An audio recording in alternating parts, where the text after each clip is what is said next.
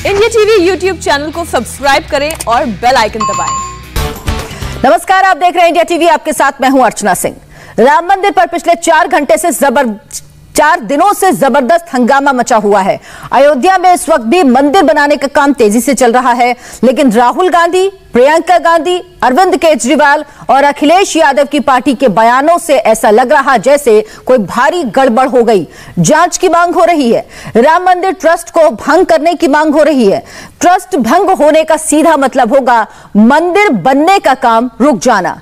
इस पूरे हंगामे की वजह है एक छोटी सी जमीन। हमने उस जमीन की सारी फाइल निकाली, डील की सारी क्रोनोलॉजी समझी, तथ्यों के आधार पर सारे कागजात देखकर गवाहों से मिलने के बाद हमने रिपोर्ट बनाई। इस रिपोर्ट को देखिए, इसमें 16 आने सच का पता चल जाएगा।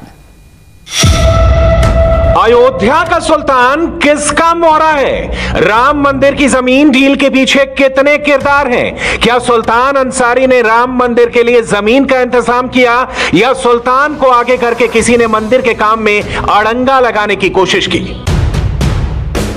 राम मंदिर ट्रस्ट को 18.5 करोड़ में जमीन बेचने वाले सुल्तान अंसारी की कुछ तस्वीरें वायरल हो रही हैं। एक तस्वीर में वो समाजवादी पार्टी के अध्यक्ष अखिलेश यादव के साथ बैठा दिख रहा है। समाजवादी पार्टी की लाल टोपी सुल्तान अंसारी के सिर पर है। दूसरी तस्वीर में सुल्तान अंसारी अयोध्या के पूर्व विधायक तेज नारायण पांडे पवन और पवन पांडे के साथ दिख रहा है। सुल्तान अंसारी समाजवादी पार्टी के टिकट पर पार्षद का भी चुनाव लड़ चुका है। 2017 के अयोध्या नगर निगम चुनाव में विभीषण कुंड वार्ड से एसपी ने सुल्तान अंसारी को पार्षद का कैंडिडेट बनाया था। अयोध्या रेलवे स्टेशन के पास बाग बिजैसी इलाके में सुल्तान अंसारी ने 12,080 स्क्वायर मीटर की जमीन राम मंदिर ट्रस्ट को बेची है। 2 करोड़ में जमीन खरीदकर 18.5 करोड़ में बेचने वाला सुल्तान अंसारी पिछले 72 घंटे से हेडलाइन में है। मंदिर ट्रस्ट के सेक्रेटरी चंपत राय के साथ सुल्तान अंसारी की फिक्सिंग का आरोप लगाने वाले तेज नारायण पांडे पवन और पवन पांडे समाजवादी पार्टी के वही नेता हैं जिनके साथ सुल्तान अंसारी की यह तस्वीर वायरल हो रही है। सुल्तान अंसारी की यह तीसरी तस्वीर भी बड़ी इंटरेस्टिंग है। इसमें वो राम मंदिर के लिए 51,000 रुपए का चंदा दे रहा है। ऐसे में सवाल वहीं आकर रुक जाता है, क्या सुल्तान अंसारी किसी का मोहरा है? क्या मंदिर में अड़ंगा लगाने की साजिश है?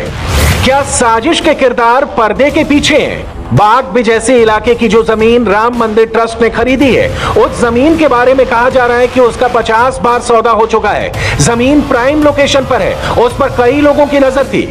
अब चूंकि वो मंदिर की जमीन हो चुकी है, इसलिए मामला हाई प्रोफाइल है। हर एंगल से इसकी जांच जरूरी है। इंडिया टीवी ने अपनी इन्वेस्टिगेशन इस डील के मुख्य किरदार यानी सुल्तान अंसारी से शुरू किया। हमने अयोध्या में सुल्तान अंसारी को तलाशा और उससे डायरेक्ट क्वेश्चन पूछा। जो सवाल उठा कि 10 मिनट में एक जमीन की कीमत 2 करोड़ से 18.5 करोड़ पहुंच गई।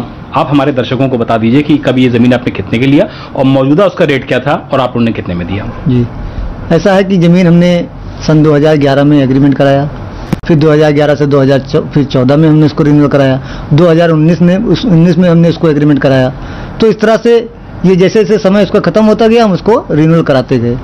ठीक है, उसके बाद हमने जो है 2021 में ट्रस्ट को जो है 18.5 करोड़ रुपए में एग्रीमेंट कर दिया। मार्केट रेट से फिलहाल ये रेट कम बताया जा रहा है। हमको भी ये तफ्तीश में पता लगा कि मार्केट रेट लगभग 24 से 25 करोड़ के आसपास का है। बिल्कुल, ये सही बात है जी। तो आप लोगों ने एक सवाल अभी बन जाता है कि भाई कम में क्यों बेच दिया?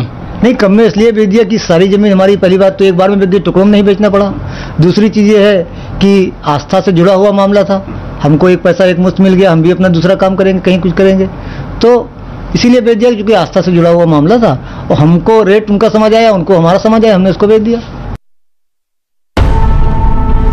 राम मंदिर की जमीन पर सबसे बड़ा आरोप यही लगाया गया कि जमीन की कीमत 10 मिनट में 2 करोड़ से 18.5 करोड़ कैसे हो गई। वीएचपी के वर्किंग प्रेसिडेंट आलोक कुमार ने इंडिया टीवी के कैमरे पर जब पहली बार 2011 के एग्रीमेंट की बात की तो विपक्ष ने एग्रीमेंट की नोटिफाइड कॉपी मांगनी शुरू कर दी।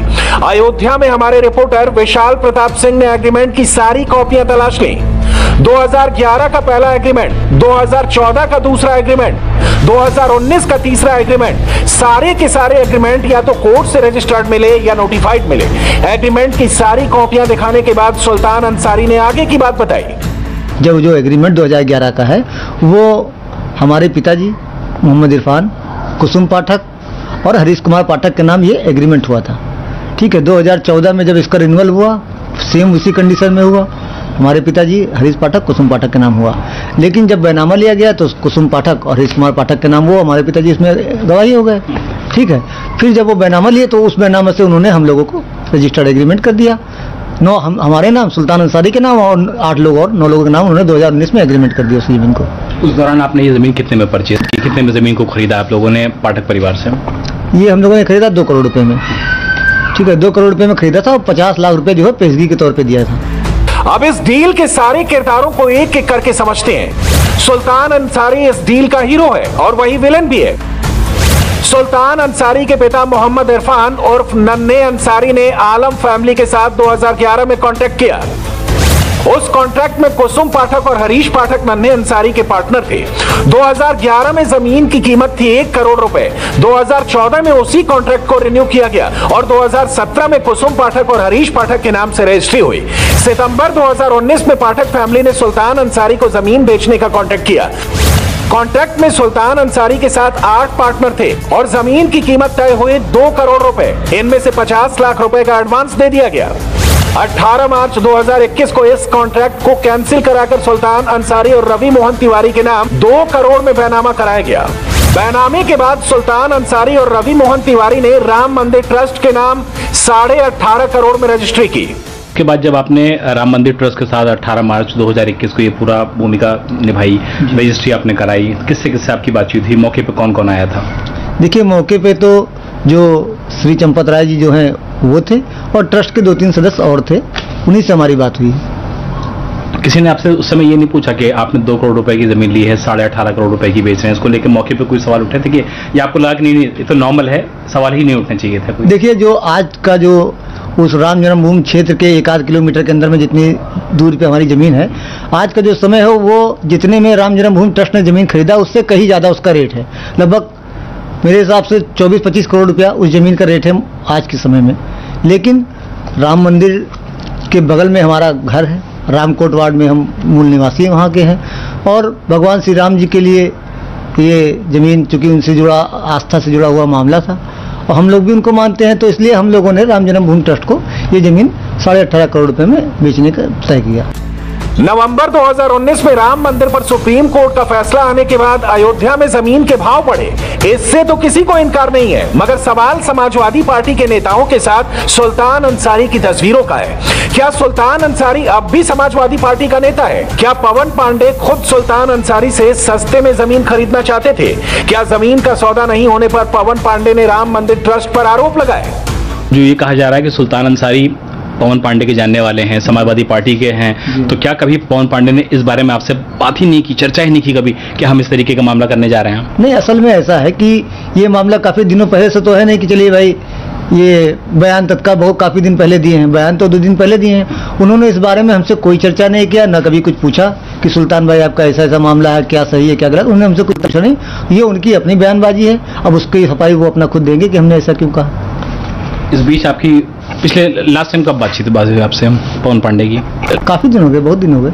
खाली मतलब पार्टी के विषय में बातचीत हुई, कभी ऐसी इन जनरल कोई चर्चा नहीं हुई? हमारा उनका कोई बिजनेस से या कुछ इस तरह से कोई लेन देन का कोई मामला तो कभी रहा नहीं। लेकिन जो मतलब फोटोज दिखी कि आप उनके साथ खड़े हुए हैं, पार्टी कार्यालय में आप गए हुए, अखिलेश जी से मुलाकात कर रहे हैं, वो फोटो काफ़ी पुरानी है। ये कोई आज 1-2-4 महीने की फोटो नहीं है, काफ़ी पुरानी फोटो है वो। अब उसको आज वायरल किया जा रहा है, ये अलग बात है। कितनी पुरानी फोटो है?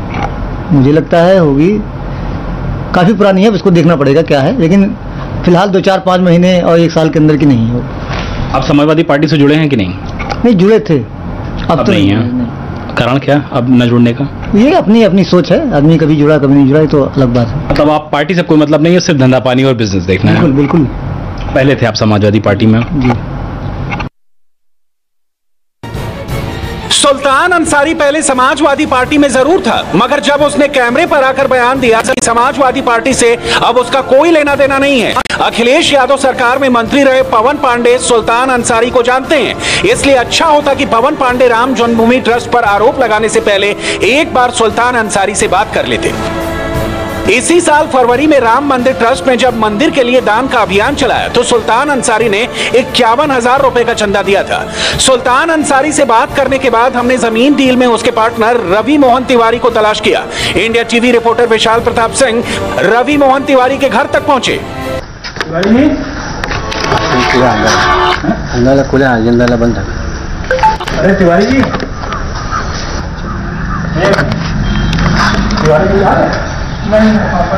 कल बात हुई थी, वो कहते इलाहाबाद गए थे, कहते आज मिलने के लिए कहे थे। मेरे साथ पता है कि आ गए रात में वापस उनसे बात ले जाए थे।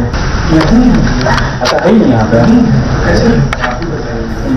जमीन का 360 डिग्री सच जानने के लिए हमने आलम परिवार को भी ढूंढा। 2011 से पहले आलम परिवार भी उस जमीन का मालिक था।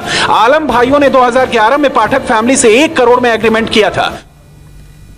और अभी एक ब्रेक के बाद देखिए मंत्री के बंगले में लपटों का तांडव।